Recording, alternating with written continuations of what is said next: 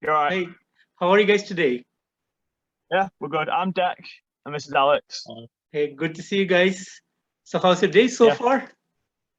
All right. I'm just in a massive spider. Oh my God, it's Yeah, cool. We're just literally right now is like we're just gutting our van out just to kind of like get it ready for going on tour on Friday. So like we're emptying it out, cleaning it all out. We just sorted out some electrics, and then we're gonna go make it just like nice and cozy because obviously we're not going to be leaving the van for a week. So yeah. Sounds good. Sounds good. And guys, you recently put up an EP of voices with three different versions of voices. So, can you tell me what was the idea of coming up with this EP and how the production came up? Yeah, I mean, it was kind of your idea, wasn't it? So I mean, we did have the idea of doing like acoustic versions of quite a few different songs, didn't we? Yeah. But we thought it's best to start off on like the most popular one, and because it's such a contrast to the original as well, we thought it would go down quite well. yeah, And then we just added thought like add the remix on as an extra thing, it'd be quite cool. And yeah, that's kind of it. Yeah, obviously, and that's kind of it. We were just kind of like we wanted to do something a bit different. We wanted to, because obviously, like we're working on new things, you know, for like next year and stuff, and Yeah. we didn't want to just go completely silent. So we wanted to release something that wasn't new, but that was new at the same time. You know, so we thought we'd do that. And then we wanted to do something wildly different, like an EDM remixer, and did that version as well. So yeah, just kind of boredom. Yeah. It was like, yeah, it's honestly like I think the further through this interview we get, the more you realise we don't really put that much thought into it. we're just gonna do things. Yeah. So yeah. Wonderful, wonderful. And Voices was actually premiered by Slipknot's Not Fest, and this thing went crazy, and there are so much of views. A lot of people love the music and started following you guys. So, how do you feel about it, and what was the outcome of it? Yeah, it was really cool. It was kind of surreal, I suppose. Like obviously Slipknot being,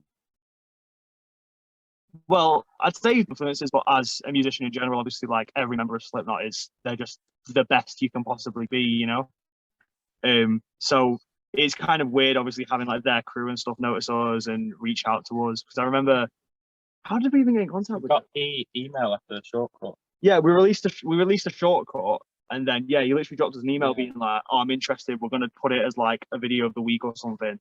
And then obviously we were like, "Oh, cool. We do some more stuff with you." And they were just like super open to working with us and stuff, which is obviously is mental because like it was literally like, I think they were doing like stuff about Slipknot's their festival and stuff. They were doing like Not Fest and stuff, and then like on like the same page, it was like just our music video. So that was really, really cool, really surreal. It was like the first when it first went up, we were the first thing on the page.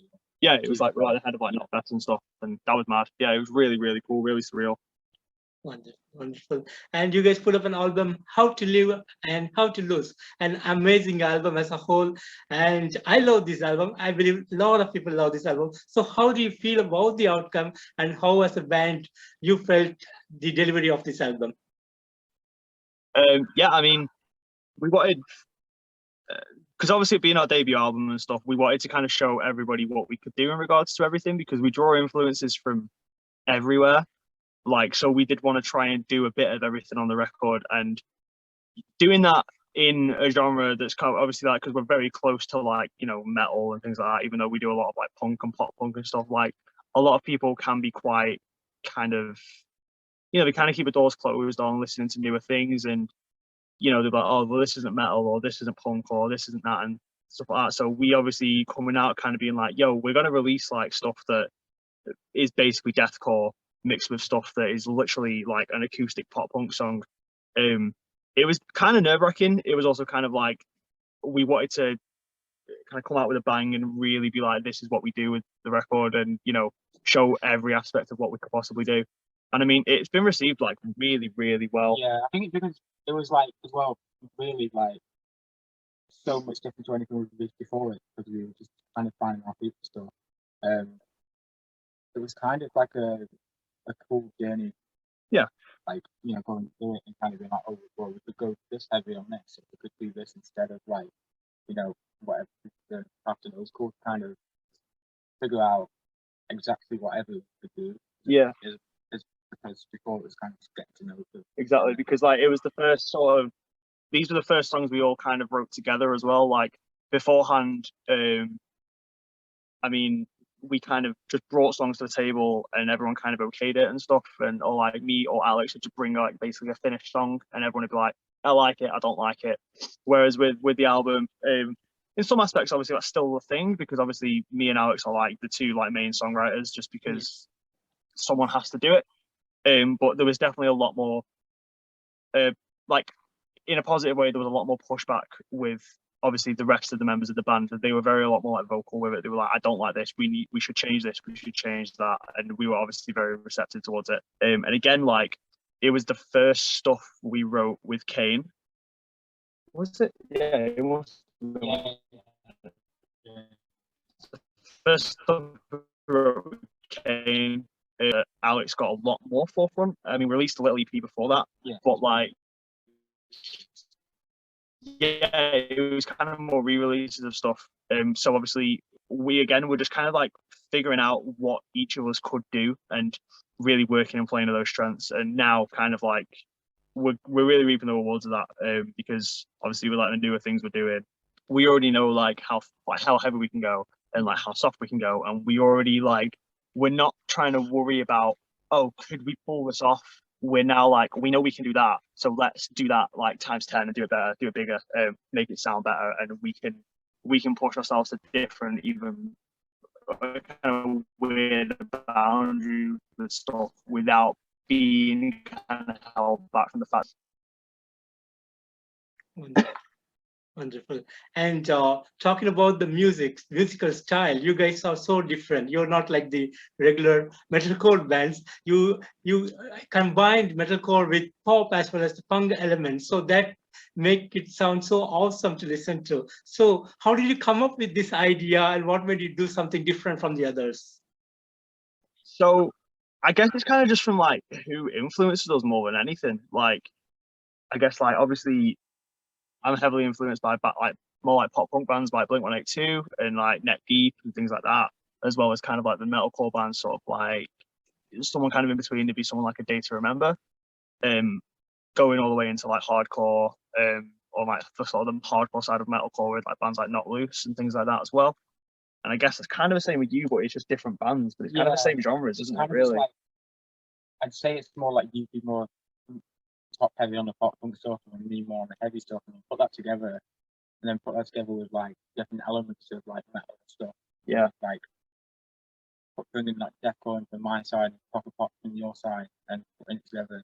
Yeah, and obviously we kind of hate being one thing. We hate like because we can say we're like a metal band or a metalcore band any day of the week, but then we can literally play a full show that's not got a single like bit of metalcore in it. Like we kind of really wanted to, and I remember us just keep saying to ourselves when we were writing stuff like, we should really just push ourselves and we should really just do something completely different on this song, and we should do something that people won't be expecting here, and we should really just like, we want to basically do something that's like the filthiest like deathcore you possibly can, and then literally have like just like a pop song, like literally just a pop song where it's just like synths and vocals or something. Like we really wanted obviously just keep kind of pushing those boundaries, but then still blending them together at the same time.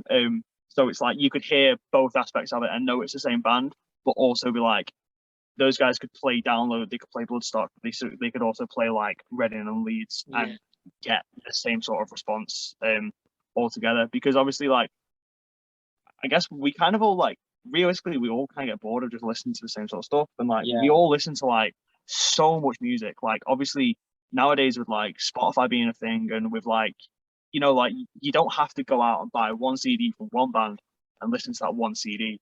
Now it's like you basically spoiled for choice. Like I can't remember the last time I actually genuinely listened to just metal music at all. Like the one thing I've listened to is like the new Wage War record. Yeah. After that, I only listen to like pop.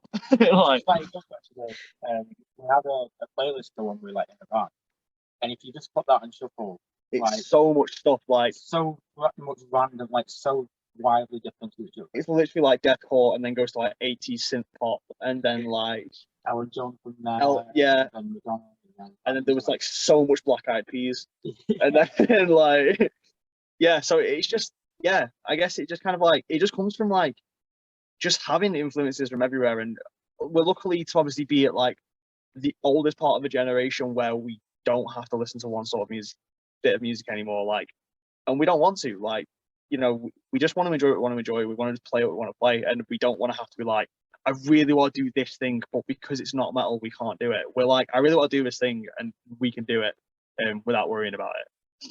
Wonderful. And in a very short span of time, you guys have become a successful band and well known around the world. So how do you feel about the success? Yeah, it's mad. It's surreal. Yeah, I mean, we again, like, we're here still thinking like, obviously we're not the biggest band in the world or anything, but we'd like to think we are like coming up a little bit, like going steadily is kind of what we're always aiming for. And when we get like people come visit us or people like send us messages and stuff, and it's just like, oh, where are you from? And it's just like some country that we probably never even heard of. Yeah, like, it's mad, like, insane. Especially because a lot of it happened like during when we were in like full lockdown with like COVID-19 and stuff. Like all we saw was like numbers on the screen, and now that we're starting out and going back and playing shows again, and we're seeing people who we've never met before turned up and things like that, like I think it's now starting to be a little bit more real for us within sort of the last sort of couple of months, because like numbers, obviously we're so grateful for the numbers, but they're just numbers on a screen. Like we don't know who of them are even, you know, like actual people who are listening to us, or they've just got it on in the background, or they're actively showing their friends about it and everything. But like now obviously we're starting to see it a bit more with like going on tour and playing more shows and stuff. Like it is very surreal, it's very hard to grasp, and I think we kind of, in some aspects, we haven't even really kind of acknowledged it yet. Like we just kind of do what we do, you know, like that's it. I mean, yeah, like we're going on tour in like 3 days, and after this we're literally just going to go to our local shop to like buy loads of snacks just to throw in the van, and like what we've got like a big LED light just because it's going to be really funny to sit in the van with like loads of lights. Honestly, like, I'm most excited to go for a big Tesco shop. Just to go to like just go for like a big shop. Like that's all we're looking forward to, you know. Like but it's like that's like a day before we, like, you know, we go on tour, and it's just a weird thing to grasp. Yeah, like it's so hard to describe to anybody. But it's not like nothing's really changed at all. No. Like life doesn't change. Like you just kind of like, it's like amazing now. Obviously we can play a show and more people turn up and more people know about us, but then we still just go home and like just sit in our dressing gowns and play on the PlayStation, or like even go to like real jobs. And like go to like proper jobs after a weekend away. It's like such a weird contrast. It's very strange. But yeah, no, it's great though, honestly. Yeah. Wonderful. And would you guys like to share some of the great moments that you had over the years? Christ. I mean, so this happened like this weekend, which I thought was brilliant. We hired like a new guitarist because obviously me and Alex we split vocals off a lot, and we kind of wanted somebody who could concentrate on playing guitar so we could concentrate on singing a bit more. And he's not played a lot of shows before, and we kind of just took him under our wing and we were like, you can play everything, you listen to the same sort of music, we're going to see what you can do.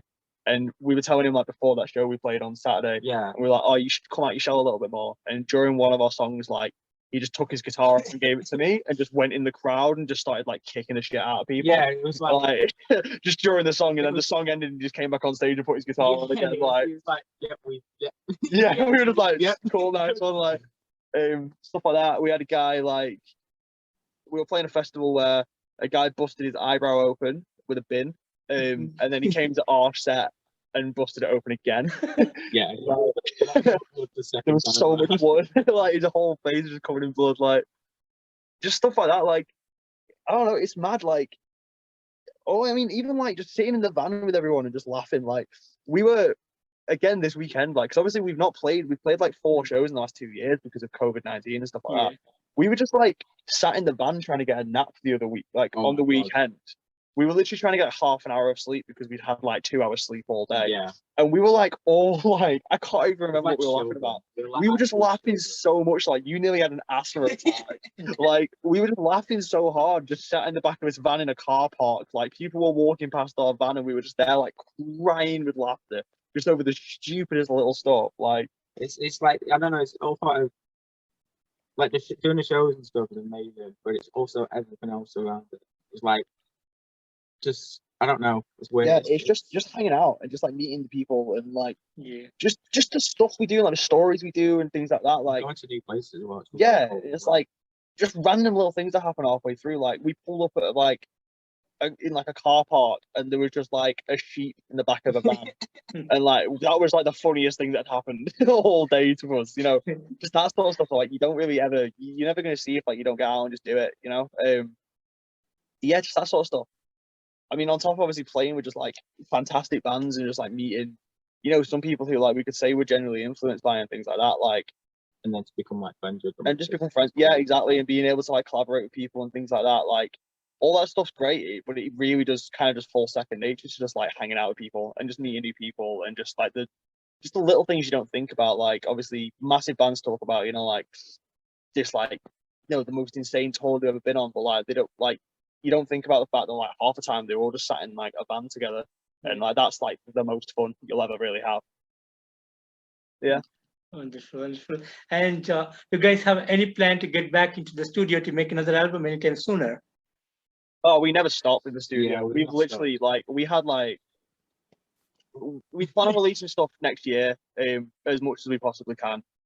We've got stuff written now. We had like what is like 50 songs. Yeah, obviously we're not doing like 50 like they were just demos, but to be fair, like we are quite close to.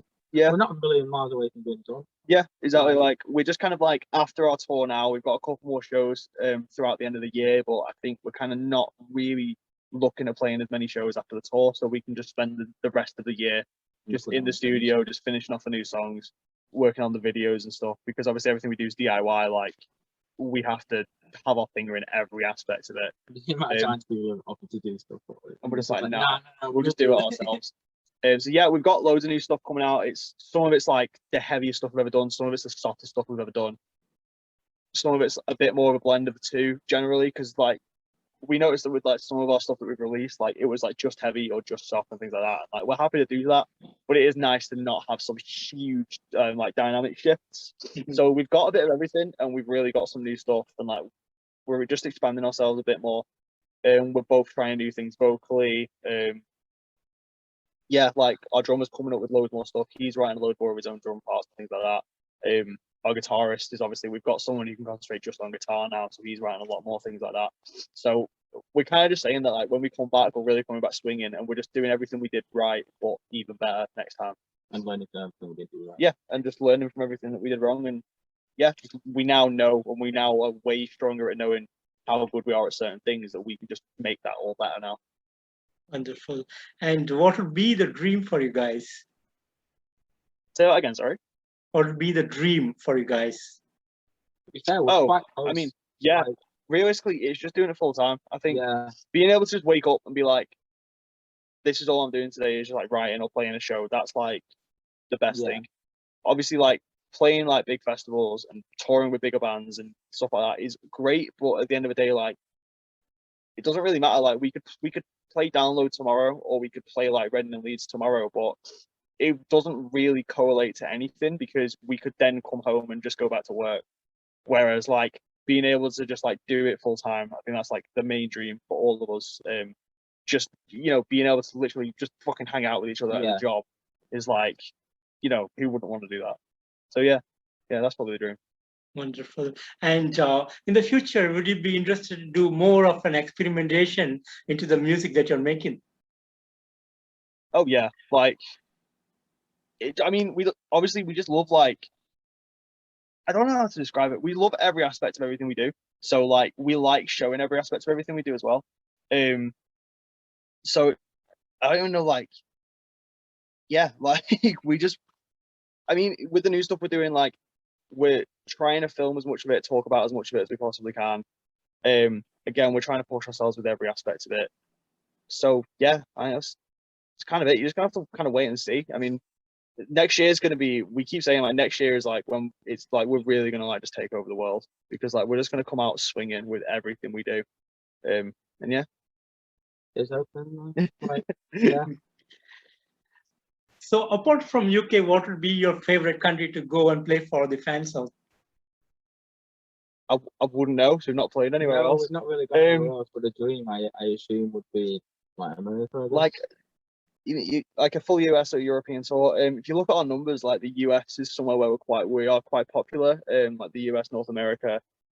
But realistically, like we just want to we want to see everywhere. We want to travel everywhere.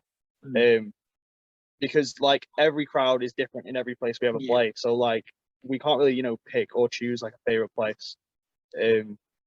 So yeah, it's kind of like come back to us after we've played some more, played everywhere else, and then we'll let you know. But like, kind of it really. Yeah, I mean, outside of, like if we're going off UK based, I think Scotland crowd have got to have a I mean Scotland's always great. Like they're just insane. it's just mad up there. But after that, like obviously we'd love to tour all of like Europe and things like that, or like Asia and stuff, and all of the US and North and South America and things like that. But it's like anywhere that we wouldn't there's go. honestly, there's no exactly. It's like there's nowhere we wouldn't want to go and like just see the sights and just meet the people and just taking all the different cultures and stuff. Like it's kind of a hard one to answer really. Everywhere. Which one's all Everywhere, about? yeah, we want to play everywhere. Yeah. Wonderful, guys. And guys, finally, what would be the message for your fans around the world? Thank you. Thanks Giving so us a much. job. Yeah, like Jesus Christ.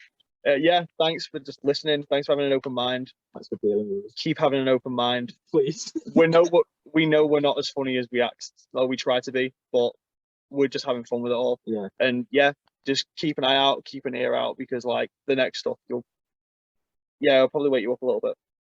Wonderful. Hopefully.